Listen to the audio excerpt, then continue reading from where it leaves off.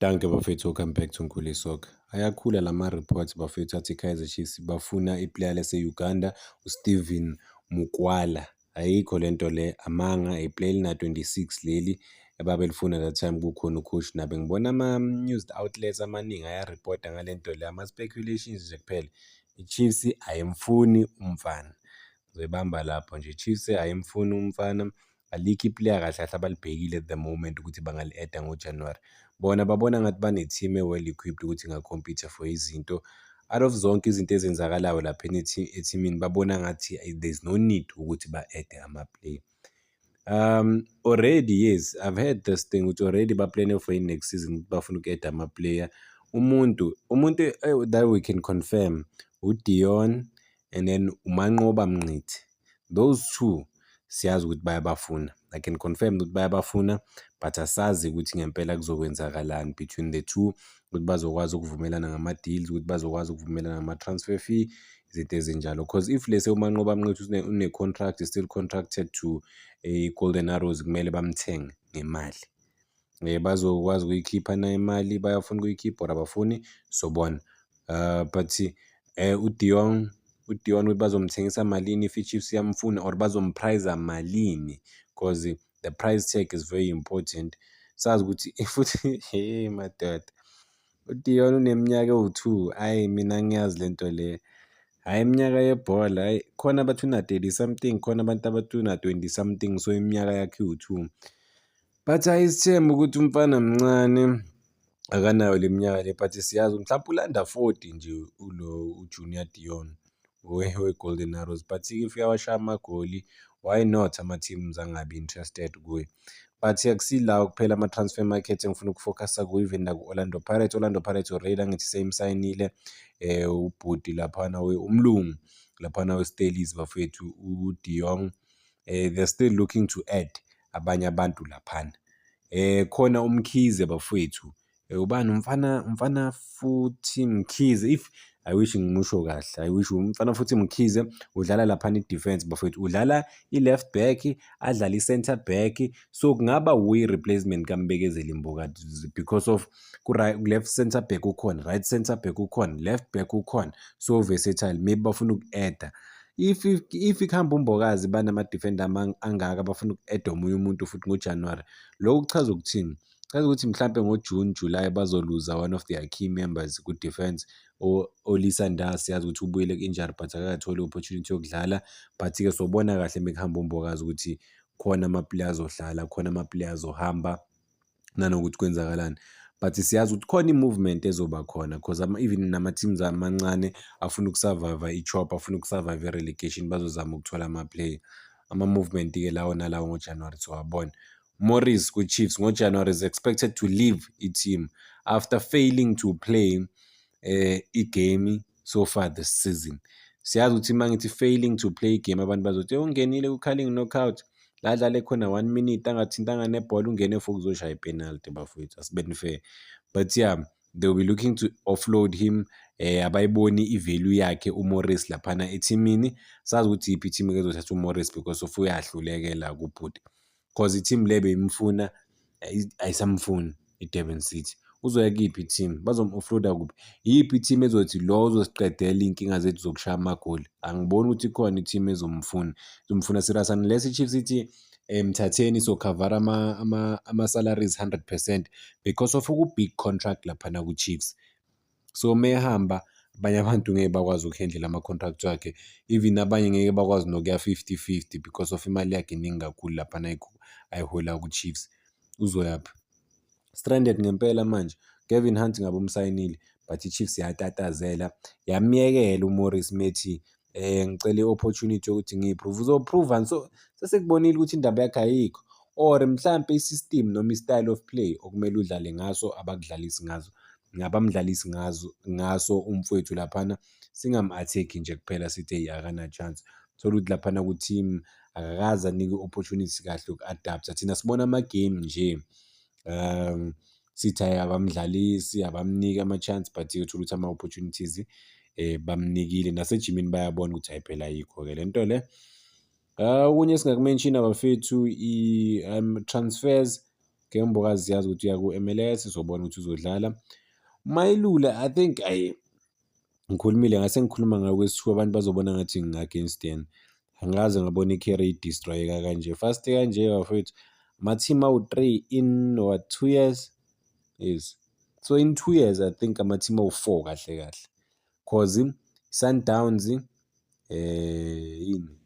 I-Toronto, no, yes, i-Sundowns, i-Toronto, ile kaRhulani Mkona, i-Wydad Casablanca, manje use-Belgium ku-KV. 4 teams in 2 years. Umfana bene-promising career. Unama-2 caps laphana Bafana. Ku-selection beka-forever present that time ise-SA, but-ke ibhola lakhe selivele lafa le-overseas. Into engichazayo ukuthi i-agent lakhe liyamprotect-a, lenza ngathi yonke into i-right, kanti no, hhayi ukuthi yonke into i-right. Ezinye eziphumayo ngoSaleng bafethu ukuthi khona uSaleng bamfuna kuphi eNorth Africa, ukuthi Orlando Pirates ukuthi izomdedela, nasengike ngakhuluma ngayo indaba yakhona, but I think uSaleng kumele aqhubeke laphana ko-Big College aperforme kahle kakhulu.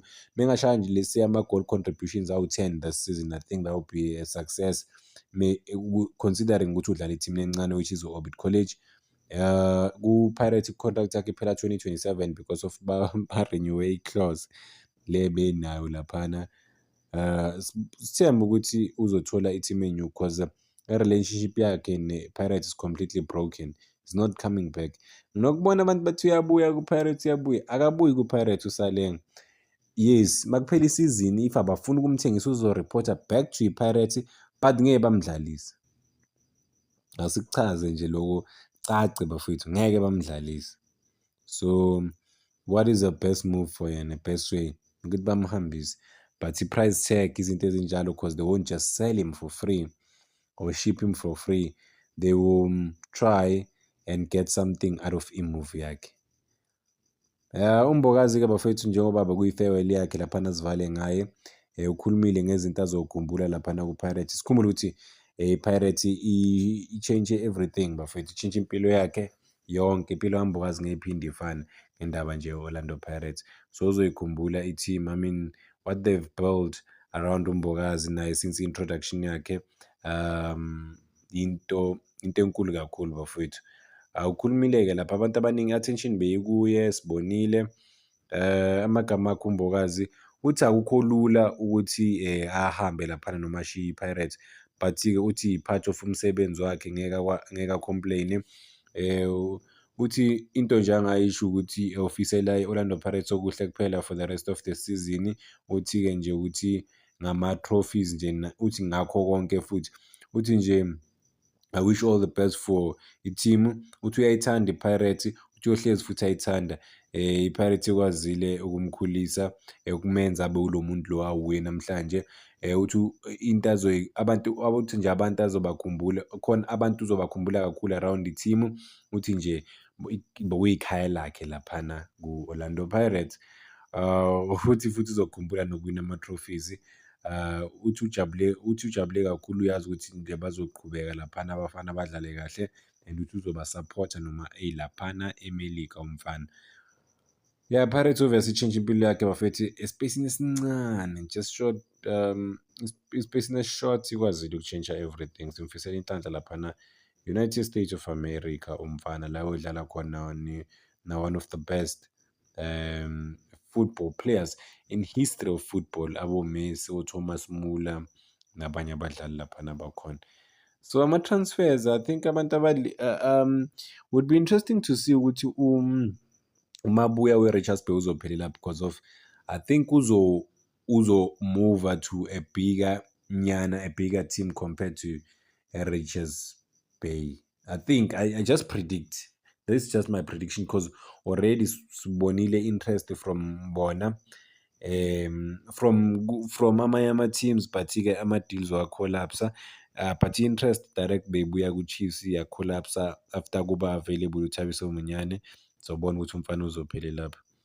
But I think one of the big transfers esiwabhekile uThabo Mloisane, sibheke uTitus waku-Stelis, yibo abantu esibabhekile big names bafethu abazoyishiya i-Stellenbosch, unless if lesi uTitus basayina ama-deal ngama-last minute, maybe-ke sobona ukuthi bazolokhu njani bazodeliver bazoyapha abafana head state yabo ikuphi, bafunani bona individually, bafuna uku-achieve-ani cause ku-studies ayikho into abazoyi-achieve-a to be honest.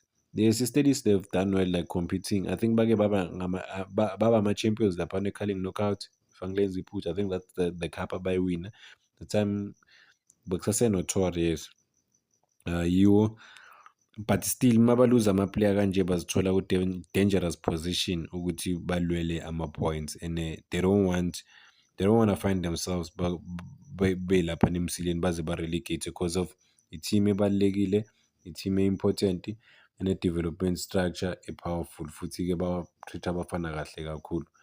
Same thing eyenzakala laphana ku-Cape Town City. Cape Town City, they cannot afford ukuthi babe ku-National First Division because of nabo sebadevelopha abafana abaningi kakhulu. Ilo i-system yabo ukuthi bakwazi ukuphusha abafana bamuve to better leagues emhlabeni or just locally or better teams, but-ke bayakwazi nokuthengisa abafana e-Europe. I think isibheke maphi amanye ama-player ane-chance ukumuva, but ngikhulumile ngabo-Phuswa Liteja nabo-Mahlambi. I think one of the big players ongayishiya i-team uRelé Mofokeng. We are going to another transfer market. uRelé Mofokeng bazomnyonyobela futhi sozwa ama-headlines amaningi kukhulunywa ngayo ukuthi enye i-team i-submit i-offer, maybe Pirates rejected because of Pirates iyazama ukuba secretive ngalama-move lawa, but siyasazi ukuthi uzohamba noRelé Mofokeng. Bathi bafuna ukumhambisa noma umthengisa after i-AFCON izophela-ke. So bona after i-AFCON ukuthi bazomthengisa nanokuthi i-price tag yakhe ihamba kanjani. Cela ukuzibamba lana okwamanje bafethu. Ngithanda ukuthi danko, cela ngikhohle uku-like and subscribe, making sure ukuthi i-page ifika ku-15,000 subscribers.